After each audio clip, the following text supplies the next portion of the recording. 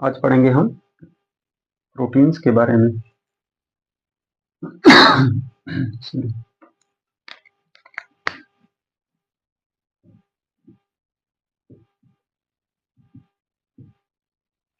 ठीक है, proteins.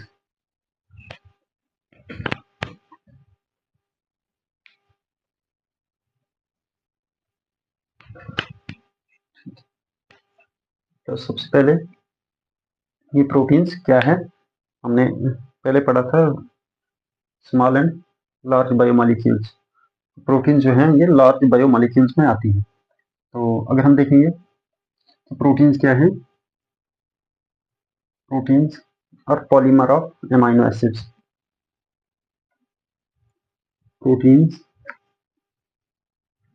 Proteins are polymer of amino acids.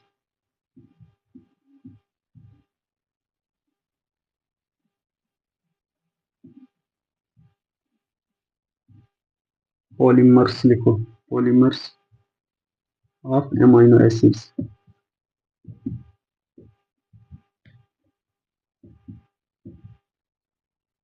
ठीक है, polymers of amino acids. Amino acid एक कम आएगा, वो उसके साथ दूसरा कंबाइन होगा, तीसरा बने होगा कंबाइन, चौथा, पांचवा, छठा, ऐसे थाउजेंड्स में अमाइनो एसिड कंबाइन होंगे तो एक लॉन्ग चेन जैसी बनाएंगे। उस लार्ज चेन को कहेंगे हम पॉलीमर। ठीक है, चेन लेंथ को कहेंगे हम पॉलीमर। तो उसी पॉलीमर को कहेंगे, अमाइनो एसिड वाले पॉलीमर को कहेंगे हम प्रोटीन्स। ठीक है, दूसरा कोई और चीज भी ऐसे मोनोमर्स या यूनिट्स जुड़ के एक और चेन बनाएंगे, उसको हम पॉलीमर कहेंगे, लेकिन नाम कुछ और देंगे। जैसे डीएनए एक पॉलीमर है। ठीक है, इस तरीके से कुछ और है, लेकिन हम प्रोटीन्स अमाइनो एसिड के पॉलीमर को कहेंगे। इतना काफी है। इसके अलावा हम अगर देखेंगे प्रोटीन जो है, प्रोटीन जो है ये मोस्ट अबंडेंट बायोमॉलिक्यूल है सेल के अंदर सबसे ज्यादा जिस बायोमॉलिक्यूल को देखा जाता है, पाया जाता है सेल के अंदर, जिसकी जरूरत पड़ती है सबसे ज्यादा, वो है प्रोटीन्स। तो इसको हम लिख सकते हैं मोस्ट अबंडेंट, या इससे पहले हम देखेंगे क्या गया ना, प्रोटीन्स।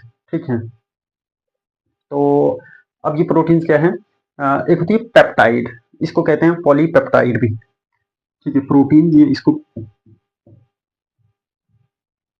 पॉलीपेप्टाइड। ठीक है, ये पॉलीपेप्टाइड क्या होता है, तो हम देखेंगे पेप्टाइड क्या होता है। या गया प्रोटीन। ठीक है, तो पेप्टाइड क्या होता है, पेप्टाइड भी है chain of polymer, sorry polymer of amino acid, लेकिन शॉर्ट चेन। तकरीबन 25 अमाइनो एसिड से छोटे अगर होंगे, कम पॉली जो अमाइनो एसिड एक चेन में होंगे, तो उसको हम कहेंगे पेप्टाइड। ठीक है, peptide is short chain of short polymer of amino acid, short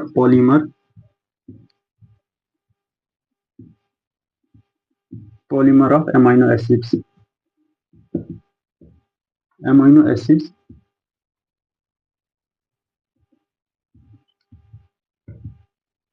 कितना short polymer of amino acids less than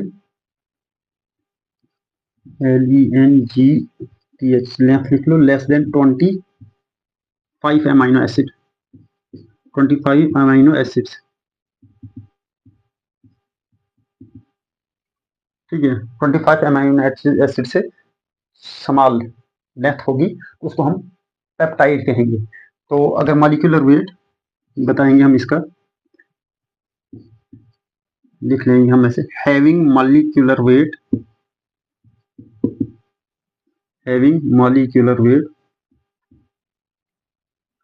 50 Dalton से कम मॉलिक्यूलर वेट, और 25 अमाइनो एसिड से शॉर्ट, कम अमाइनो एसिड वाली चेन, उसको हम कहेंगे peptide. Peptide, what is peptide, polymer of protein. ठीक है, polymer of amino acid having length less than 25 amino acids and molecular weight less than 50 dalton, बस ये शॉर्ट में, less than 50 dalton we call them peptides. अब peptides क्या होता है कि अब हमने बता दिया पॉलीपेप्टाइड, पॉलीपेप्टाइड या प्रोटीन से हमें जो बहुत सारी पेप्टाइड, अब 20 से एक प्रोटीन में आपको 1000 से 1000 100,000 10,000 अमाइनो एसिड मिल गए, ठीक है, तो एक में आपको मिले 20, तो अब दोनों को आप प्रोटीन बताएंगे, लेकिन थोड़ा सा ना मैच नहीं हो रहा है, ठीक है, तो इसलिए आपने जो छोटी चैन है उनको आप कहेंगे, उनको आपने पेप्टाइड बता दिया, ठीक है, शॉर्ट के फ्रेगमेंट्स होंगे प्रोटीन्स के, उनको कहाँ कहाँ से, लेस देन 25 अमाइनो एसिड से, तो उनको आपने पेप्टाइड बता दिया। अब पॉलीपेप्टाइड मतलब अगर ये प्रोटीन ही, ये पेप्टाइड ही, बहुत सारे पेप्टाइड जुड़ के इन्होंने लंबी चैन बना दी, या अमाइनो एसिड्स ने डायरेक्टली लंबी चैन बना दी, ठीक है, 100,000 में, उनको बता दिया हमने प्रोटीन या polypeptide. Polypeptide mean so many peptides combine is equal to a one long chain of protein, ठीक है, एक बहुत सारी अगर पेप्टाइड को हम जोड़ के जोड़ेंगे और एक एक साइड से एक लंबी चैन बन जाएगी प्रोटीन की, उसी को कहेंगे हम पॉलीपेप्टाइड, ठीक है, पॉली मीन 2 or more, ठीक है। अब क्या है, तो ये आ गया पेप्टाइड और प्रोटीन के बारे में। इसके अलावा अगर हम देखेंगे कि ये जो प्रोटीन है, अभी हमने बताया कि हमने सेल में कंपोजिशन देखा था, या जब हमने ओरल लिपिड्स में सॉरी सेल जब हम वो पढ़ रहे थे लिपिड बाई लेयर, वहाँ पे हमने कंपोजिशन देखा था, लेकिन ओवरऑल अगर हम देखेंगे सबसे ज्यादा सेल के अंदर कौन सा बायोमॉलिक्यूल पाया जाता है, वो है प्रोटीन्स, मतलब हर एक काम हमारा प्रोटीन से चलता है, और जो भी स्ट्रक्चर बनता है प्रोटीन्स ही बनता है, ठीक है, एंजाइम्स प्रोटीन्स होते हैं। सॉरी। अब क्या है, most most abundant most abundant और प्रोटीन क्या है कि सेल में बहुत सारी किस्म में पाई जाती है, हमने बताया एंजाइम्स प्रोटीन होती हैं, विटामिन में ये एंजाइम्स प्रोटीन्स होते हैं, हार्मोन्स प्रोटीन्स होती है, बहुत सारी सिग्नलिंग मॉलिक्यूल प्रोटीन्स होती हैं, ठीक है, तो उनको क्या दिया हमने, उनको क्या कह दिया,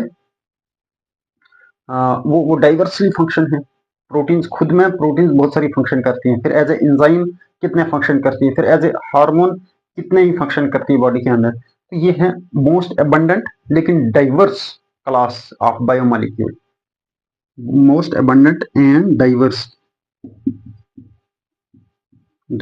क्लास ऑफ बायोमॉलिक्यूल, और याद रखना ये है लार्ज बायोमॉलिक्यूल, ठीक है, बायोमॉलिक्यूल याद रख लो, class of biomolecule, small and large biomolecule last class में हमने पढ़ा है, class of biomolecule in the cell, ठीक है, ये है प्रोटीन की शॉर्ट मैन इंट्रोडक्शन, ठीक है। इसके बाद हम देखेंगे कि अब ये प्रोटीन का क्या है,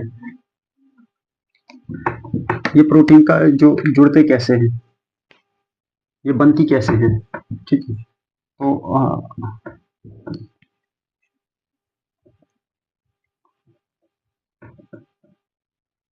अब स्ट्रक्चर इसका क्या होता है, स्ट्रक्चर ऑफ प्रोटीन हम यहां से बता देंगे, स्ट्रक्चर ऑफ प्रोटीन, तो इसका है, इसके 4 मेन स्ट्रक्चर पाए जाते हैं अकॉर्डिंग टू दियर फंक्शन, ठीक है, फंक्शन की बेसिस पे ये अपनी फॉर्म लेती हैं, अपना स्ट्रक्चर बनाती हैं प्रोटीन्स। तो सबसे पहले primary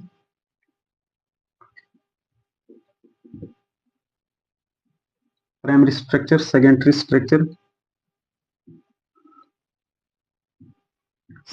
structure, tertiary structure,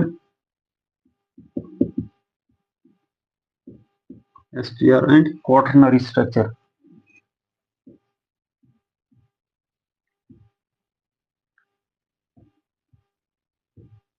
quaternary STR short में ही है, प्राइमरी, सेकेंडरी, टर्शियरी, क्वाटरनरी, मतलब 4 टाइप के स्ट्रक्चर्स हमें प्रोटीन्स के मिलते हैं। इसको आप प्राइमरी कहो या इसको 1 डिग्री भी कहते हैं, इसको 2 डिग्री भी कहते हैं, सेकेंडरी स्ट्रक्चर।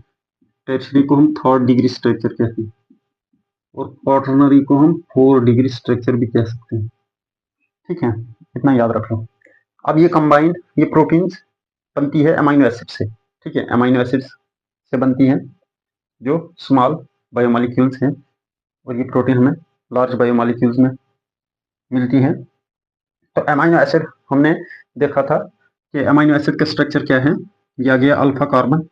ठीक है, इसके साथ होता है ये ग्रुप,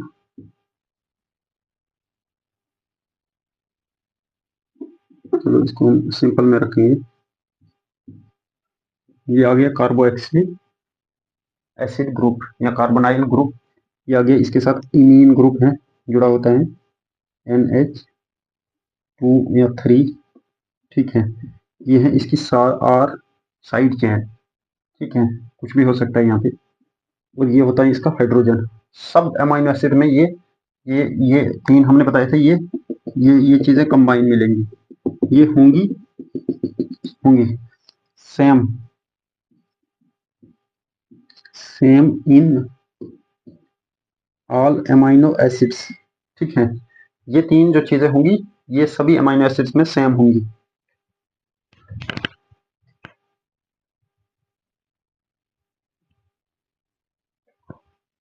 ठीक है, ये सब में सेम होंगी। अब क्या है, दूसरा अमीनो एसिड है, ये आ गया, ये इसका अमीनो ग्रुप, अमीन ग्रुप, इसकी साइड चेन, इसका हाइड्रोजन और इसका कार्बोनाइल ग्रुप। ठीक है, अब इन दोनों ने कंबाइन करना है, तभी जो अमीनो एसिड है ये रहता है इस पे चार्ज या पॉजिटिव। यहाँ पे जब ये इसको डिप्रोटीनेट करता है, ये दे देता है H, नेगेटिव आता है क्योंकि ये ले लेता है, इस पे पॉजिटिव चार्ज आता है। तो अभी इस पे चार्ज न्यूट्रल है, अभी इस पे चार्ज न्यूट्रल है क्योंकि या पॉजिटिव या माइनस है तो कैंसिल। तो अगर यहाँ पे H होगा तो अभी इस अमीनो एसिड पे चार्ज क्या है, पॉजिटिव चार्ज है। तो अगर यहाँ पे NH2 है और यहाँ COO नेगेटिव है, तो यहाँ पे है अमीनो एसिड पे चार्ज आता है पॉजिटिव। ठीक है, तो हम देखेंगे इसका जो मेन स्टेट है। ठीक है, हमने ये देख लिया कि अब ये अमीनो एसिड क्या करेगा ना, ये जो ऐसे हैं, ये ऐसे हैं, तो ये अमीनो एसिड का स्ट्रक्चर है। तो अब क्या करेगा ये कि इन दोनों कंबाइन होना है। अब याद रखना कंबाइन कौन होगा, तो सबसे पहले हम पढ़ रहे हैं प्राइमरी स्ट्रक्चर, प्रोटीन का प्राइमरी स्ट्रक्चर कैसे बनता है। तो अब क्या है कि ये जो कंबाइन होगा ये वाला फ्री हो जाएगा।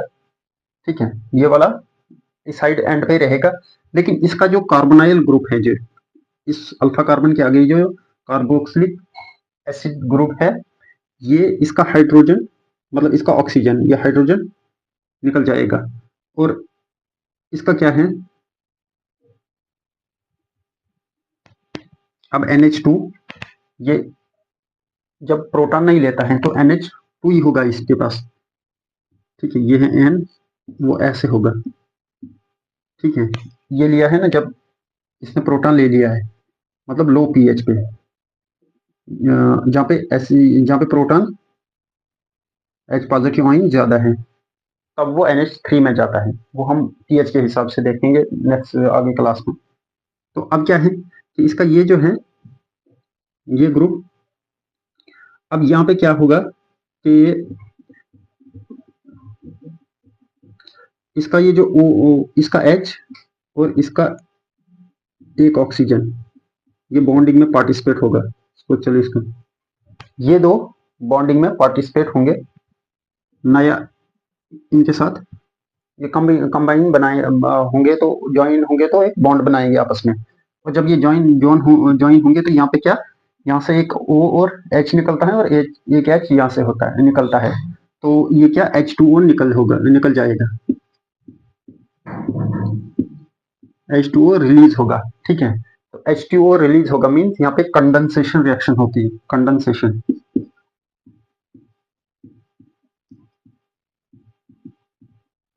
कंडेंसेशन रिएक्शन होगी क्योंकि वाटर मॉलिक्यूल निकल रहा है। जब ये वाटर मॉलिक्यूल निकल गया तो इन्होंने क्या कर दिया,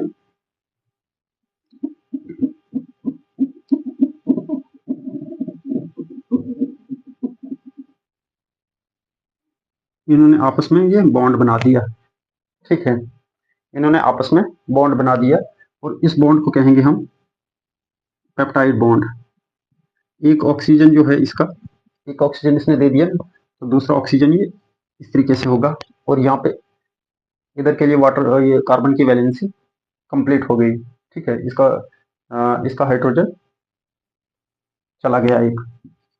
अब ये वाटर मॉलिक्यूल यहाँ से निकला तो इन्होंने आपस में यहाँ से यहाँ ये बॉन्ड बना दिया। तो ये कैसे हुआ, कैसे रहेगा, ये दो अमाइनो एसिड जुड़े, ये पहला अमाइनो एसिड हमारे पास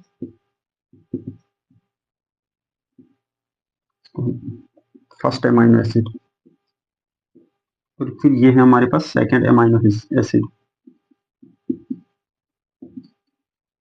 ठीक है। तो इन्होंने जुड़ के एक बॉन्ड बनाया, ठीक है, NH3+, इसको NH2 फिर प्लस नहीं देंगे अब, अगर NH2 लिखेंगे तो NH3+,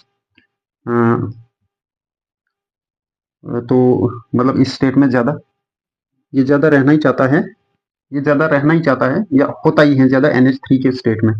तो ये आ गया इसका हाइड्रोजन, ये आ गया।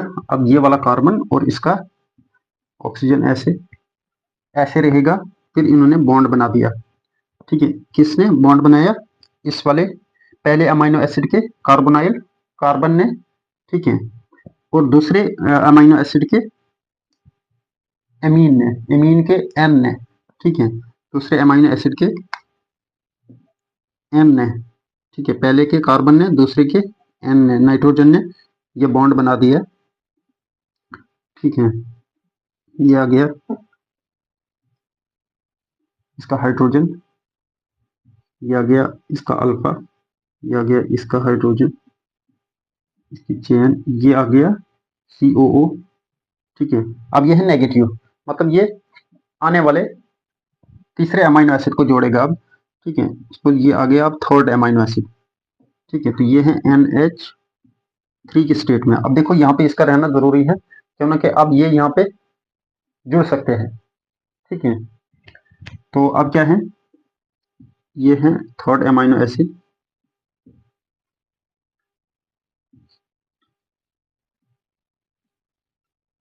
ठीक है। इसी तरीके से यहाँ से फोर्थ अमाइनो एसिड आएगा,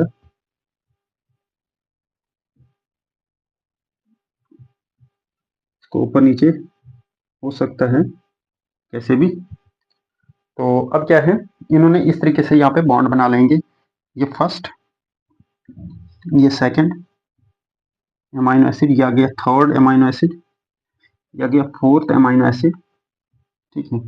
तो इन्होंने ये बीच में ये बॉन्ड बनाया जहाँ पे ये कंबाइन हो जाते हैं। तो ये बॉन्ड बनते टाइम क्या निकलेगा, H2O, ठीक है, H2O ये रिलीज होगा। तो ये H2O जब रिलीज होगा तो इसको कहेंगे हम, ये बॉन्ड बनाते हैं उसको कहते हैं हम पेप्टाइड बॉन्ड। इसको क्या कहते हैं हम, पेप्टाइड बॉन्ड, पेप्टाइड बॉन्ड, ठीक है, पेप्टाइड बॉन्ड, पेप्टाइड बॉन्ड या एमाइड बॉन्ड भी कह सकते हैं आप इसको, एमाइड बॉन्ड, ठीक है। तो इस पेप्टाइड को बॉन्ड को थोड़ा सा हम देखेंगे,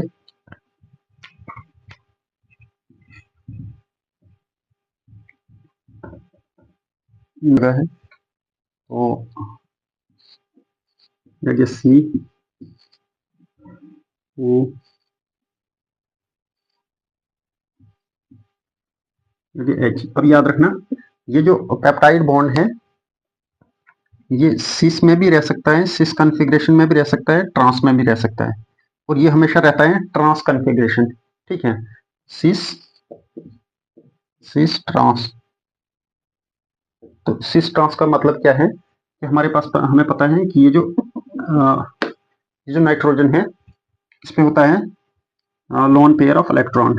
ठीक है, इलेक्ट्रॉन का लोन पेयर होता है, इसकी वजह से इस पे पार्शियल पॉजिटिव चार्ज आ जाता है, पार्शियल पॉजिटिव चार्ज। अब ये जो ऑक्सीजन है, ठीक है, ये ऑक्सीजन जो है इस पे आता है, इस पे होता है चलो ये दूसरी बात है, लेकिन इस पे होता है पार्शियल नेगेटिव चार्ज। ठीक है, इसकी वजह से यहाँ पे क्या होता है कि चलो इसको बाद में बताएंगे हम पहले, लेकिन ये जो सिस और ट्रांस का कैसे, सिस के मतलब कि एटम जो है, जो नॉन बॉडीड एटम होते हैं आपस में, वो क्या करते हैं, वो हिंड्रेंस काज करते हैं। ठीक है, वो स्टेबल नहीं रह सकते हैं एक साइड, क्योंकि ये हाइड्रोजन अगर इस साइड होगा तो ऑक्सीजन के साथ ये स्टेबल नहीं रह पाएगा, क्योंकि जो नॉन बॉडीड एटम होते हैं वो आपस में हिंड्रेंस काज करते हैं। अगर ये प्लस और माइनस है आपस में तो ये रिपेल करेंगे एक दूसरे को, और अगर ये अगर ये प्लस और माइनस है ये अट्रैक्ट करेंगे एक दूसरे को, अगर ये सेम प्लस प्लस या माइनस माइनस चार्ज होंगे तो ये रिपेल करेंगे। अब इस तरीके इसके पास हाइड्रोजन और ऑक्सीजन आपस में बॉन्डिंग करते हैं। ठीक है, हाइड्रोजन और ऑक्सीजन आपस में बॉन्डिंग करते हैं, तो ये हाइड्रोजन और ऑक्सीजन यहाँ पे स्टेबल नहीं रह सकते, तो इसी वजह से ये जो बॉन्ड है यहाँ पे, ये हाइड्रोजन को यहाँ नीचे के लिए रहना पड़ता है ट्रांस कॉन्फ़िगरेशन में। ठीक है, इसको अगर हाइड्रोजन और ऑक्सीजन दोनों एक ही साइड में रहेंगे तो उसको हम सिस कॉन्फ़िगरेशन कहेंगे, लेकिन ये अपोजिट डायरेक्शन में, ये प्लेन के नीचे रहते हैं, हाइड्रोजन नीचे रहता है, ऑक्सीजन ऊपर रहता है, या अगर ऑक्सीजन नीचे रहा तो हाइड्रोजन को ऊपर रहना पड़ेगा, क्योंकि स्टेबिलिटी मेंटेन रखने के लिए। तो अब क्या है कि ये कौन सी कॉन्फ़िगरेशन में रहते हैं, ट्रांस कॉन्फ़िगरेशन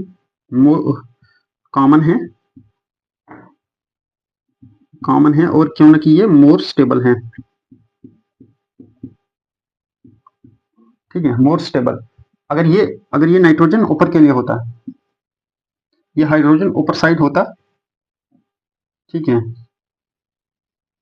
तो इसको हम कह सकते थे हम सिस कॉन्फ़िगरेशन। ठीक है, ये दोनों साइड से दोनों एटम जो नाइट्रोजन और हाइड्रोजन है एक ही साइड के लिए थे, तो वो सिस में जाता है। अगर ऐसे होते तो ये ऐसे नहीं रहते हैं बिकॉज ऑफ स्टीरिक हिंडरेंस, तो so they lie on opposite plane. Oxygen ऊपर होगा तो हाइड्रोजन नीचे रहेगा, हाइड्रोजन नीचे ऊपर होगा तो ऑक्सीजन को नीचे रहना पड़ेगा। ये है, ये सिस में नहीं, इसको कैंसिल कर दो, इसको ट्रांस कॉन्फ़िगरेशन में डाल दो, ये याद रखना आपने। अब इस क्योंकि ये पेप्टाइड बॉन्ड जो है, पेप्टाइड बॉन्ड, ये हम इसके कैरेक्टरिस्टिक्स पढ़ रहे हैं अभी। ठीक है, थोड़ा यही सिंपल,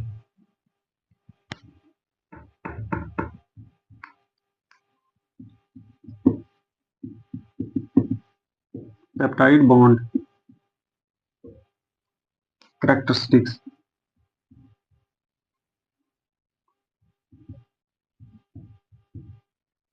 ठीक है, तो 100 हमने सबसे पहले क्या देखा कि ये रहता है, ये है सेम प्लेन। ठीक है, लीनियर है, मींस सेम प्लेन पे रहता है। ये कहाँ पे बना, सेम प्लेन पे बना, ना ये ऊपर कहीं नहीं बना ना ही नीचे के लिए, तो ये क्या है, लीनियर है, पेप्टाइड बॉन्ड लीनियर है, सेम प्लेन पे रहता है। दूसरा क्या है कि ये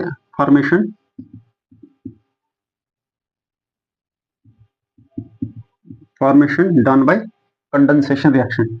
ठीक है, कंडेंसेशन से होता है, जिसमें एक वाटर मॉलिक्यूल रिलीज होता है। ठीक है, इसके अलावा जो हमने अभी पढ़ा कि नाइट्रोजन के पास लोन पेयर इलेक्ट्रॉन है, इसके ऊपर आ गया डेल पॉजिटिव चार्ज। ठीक है, और ऑक्सीजन के पास नेगेटिव चार्ज होता है, पार्शियल नेगेटिव चार्ज। इसकी वजह से यहाँ पे क्या आता है, डबल बॉन्ड, यहाँ पे इलेक्ट्रोस्टैटिक अट्रैक्शन होती है, मतलब यहाँ पे रेजोनेंस क्रिएट होता है, इनके बीच में क्या होता है, रेजोनेंस क्रिएट होता है, उसकी वजह से इलेक्ट्रोस्टैटिक इंटरेक्शन बढ़ती है। ठीक है, तो रेजोनेंस की वजह से यहाँ पे इलेक्ट्रोस्टैटिक इंटरेक्शन बढ़ गई, तो उससे क्या होता है कि यहाँ पे थोड़ा पार्शियल डबल बॉन्ड करेक्टर आ जाता है, मतलब पूरा डबल बॉन्ड नहीं होता है, लेकिन यहाँ पे ये ऐसा लगता है कि यहाँ पे डबल बॉन्ड हो रहा है, तो उसकी वजह से क्या होता है हम देखेंगे। इसमें क्या होता है, partial double bond character,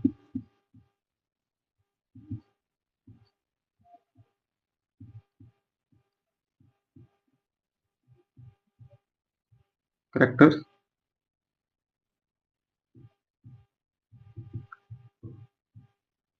partial double bond character होता है इसमें। वो क्यों होता है, क्योंकि due to presence of negative, partial negative charge on oxygen और पार्शियल पॉजिटिव चार्ज किस पे, नाइट्रोजन पे। ठीक है, ये है ट्रांस, साथ में है इसका सिस में नहीं रहता है, हमने कैंसिल कर दिया। अब ट्रांस में है, साथ में इसमें क्या है, पार्शियल डबल बॉन्ड करेक्टर है, और ये कितना तकरीबन 40% इसमें डबल बॉन्ड होता है करेक्टर। कितना ये डबल बॉन्ड का करेक्टर कितना होता है, 40%। 40% डबल बॉन्ड करेक्टर शो करता है, किस वजह से, नाइट्रोजन और ऑक्सीजन की वजह से। अब इसमें क्या होता है कि एक इम्पॉर्टेंट बात है यहाँ पे हम लेंगे, ये जो यहाँ पे है, ये हम पार्शियल डबल बॉन्ड किस लिए कहते हैं, क्योंकि ये जो है, अब ये लीनियर चेन है, तो इसको हम रोटेट कर सकते हैं। ठीक है, आप इसको रोटेट कर सकते हैं, तो जब ये रोटेशन होगी तो ये कहीं ना कहीं कुछ वैल्यू शो करेगी। ठीक है, तो ये जो एंगल है, ये जो एंगल है जो सी और सी के बीच में होता है, उसको उसको नाम दिया है हमने साई एंगल। ठीक है, जो कार्बन कार्बन के बीच में एंगल होता है उसको नाम दिया है साई एंगल, ESI, साई। ठीक है, साई एंगल इसको कहते हैं। और ये एंगल जो है कार्बन और, अब ये कार्बन और नाइट्रोजन और कार्बन के बीच में एंगल है, एंगल इसको कहते हैं फाई एंगल। ठीक है, फाई एंगल। तो ये जो एंगल दो हैं ये पूरे रोटेट कर सकते हैं, ये इनको आप घुमाएंगे तो ये पूरा रोटेट कर सकते हैं। ये कितने रोटेट कर सकते हैं, -180 डिग्री टू +180 डिग्री। ये पूरा एक रामाचंद्रन प्लॉट है, वो जब हम वो प्लॉट पढ़ेंगे तो वहाँ पे उसको पूरी वैल्यूज के हिसाब से देखेंगे, लेकिन इतना याद रखिए आप कि ये ऐसे घूम सकते हैं। ठीक है, ये इस तरीके से घूम सकता है। ठीक है, ये एंगल भी ऐसे घूम सकता है। अब इसका जो है, ये जो एंगल हमने बता दिया, ये पेप्टाइड बॉन्ड जो है, अब इसको नाम देते हैं एमेगा टॉर्शन एंगल। ये फाई, ये साई, इसको कहते हैं ओमेगा टॉर्शन एंगल। ठीक है,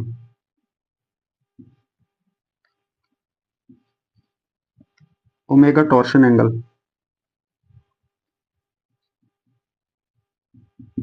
TORSION टॉर्शन एंगल।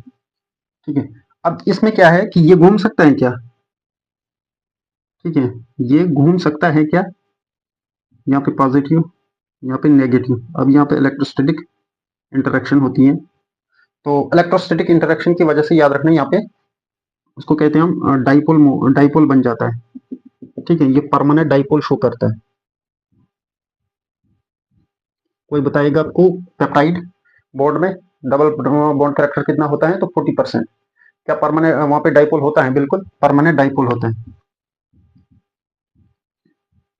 अब ये जो डबल बॉन्ड है वो किस वजह से बनता है, पेप्टाइड बॉन्ड का, पेप्टाइड में बॉन्ड में जो डबल बॉन्ड करेक्टर होता है वो किस वजह से बनता है, तो ये इलेक्ट्रोस्टैटिक इंटरेक्शन, हमें यहाँ परमानेंट डाइपोल की वजह से पता लग गया कि ये इलेक्ट्रोस्टैटिक इंटरेक्शन की वजह से होता है। तो यहाँ पे क्या है, ये तो मजबूत, ये आ गया ना मजबूत बॉन्ड इनके बीच में, लेकिन ये जो partial double bond character show कर रहा है हमें कितना है, 40%। तो इससे क्या होगा, तो ये इसको घूमने नहीं देगा। ठीक है, ये जो डबल बॉन्ड है ये इसको घूमने एलो नहीं, पूरा इनके तरीके से घूमना एलो नहीं करेगा। ठीक है, तो वहां पे इस पार्शियल डबल बॉन्ड करेक्टर की वजह से स्टीरिक हिंड्रेंस आएंगी, तो उसी को कहते, तभी इसको हमने बता दिया कि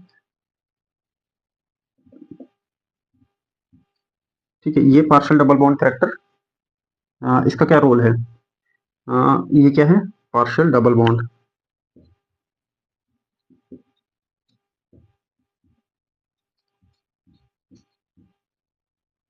पार्शियल डबल बॉन्ड किस वजह से? इस परमानेंट डाइपोल की वजह से। ठीक है, तो ये है कुछ चीजें इसके बारे में, इस पेप्टाइड बॉन्ड के बारे में। तो ये क्या है? एक और चीज जो इसमें क्या है, always present in trans configuration. ठीक है,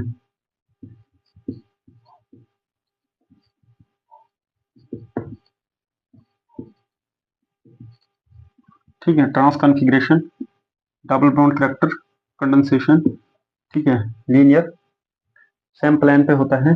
इसके अलावा पेप्टाइड बॉन्ड में क्या होता है, बहुत सारी चीजें भी हो सकती है, होती भी है, तो हमें उतनी इम्पोर्टेंट जरूरी नहीं है, इतना काफी है। ठीक है, तो अब ये स्ट्रक्चर, ये हमने सिर्फ पेप्टाइड बॉन्ड के बारे में पढ़ा। तो अब स्ट्रक्चर, प्राइमरी स्ट्रक्चर किससे बनता है? बस इसी पेप्टाइड बॉन्ड की वजह से बनेगा। दो अमीनो एसिड्स के बीच में पेप्टाइड बॉन्ड बनेगा और लॉन्ग चेन बनेगी, उसको हम प्राइमरी स्ट्रक्चर कहेंगे। तो आज का इतना ही, पेप्टाइड बॉन्ड तक। हम नेक्स्ट क्लास में इन स्ट्रक्चर के हिसाब से पढ़ेंगे।